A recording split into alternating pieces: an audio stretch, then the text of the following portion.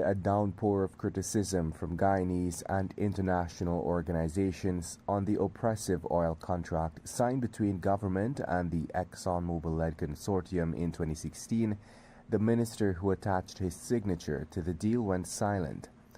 Almost 7 years after signing the contract, former Minister Raphael Trotman admits that he made a mistake by heeding the advice of Exxon to stay quiet on the production sharing agreement. He now contends that a lopsided arrangement can be renegotiated.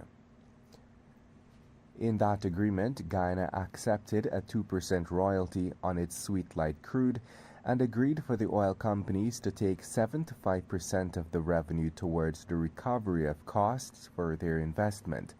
The remaining 25% is then shared equally between the parties, guaranteeing Guyana a 12.5% share.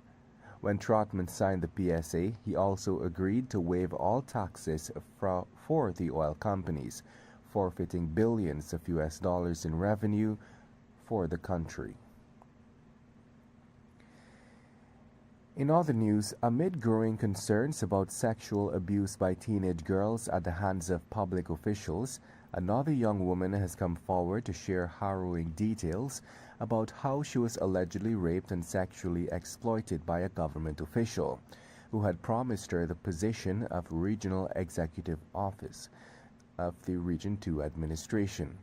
The woman has since contacted law firm Dexter Todd and Associates and would be filing an official report to the Guyana Police Force.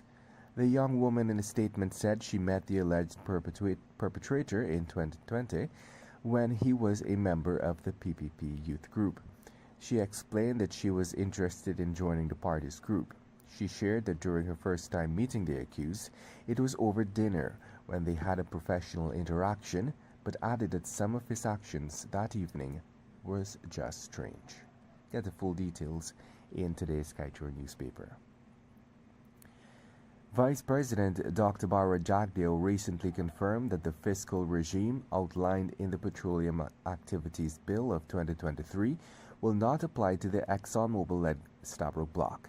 Outside of that, the oil major will have to play by all other regulatory rules since the new legislation is passed. The proposed law has several new fiscal demands which will govern new blocks to be awarded in the country's first auction of 14 concessions. And the Office of the Director of Public Prosecutions on Tuesday said that all cases handed to it for advice are given due legal attention. The statement by the DPP's office followed protests over the alleged rape by Minister of Local Government and Regional Development, Nigel Dharamlal. Crime Chief Wendell Blanham last week said the file on the alleged rape of a 16-year-old girl by the minister was sent to the DPP, Shalimar Ali Haq, on June 22nd for legal advice. Since then, several groups, including the PNCR and the Amerindian People's Association, have protested for a speedy return of the file. And to wrap things up, Bosai Mineral Group Inc., a Chinese bauxite company operating in Linden, wants its employees to sign an agreement barring them from speaking to the media. Some employees are reluctant to sign the agreement. According to them, the union does not represent them well, and the media is the only medium through which they can voice concerns of any issues.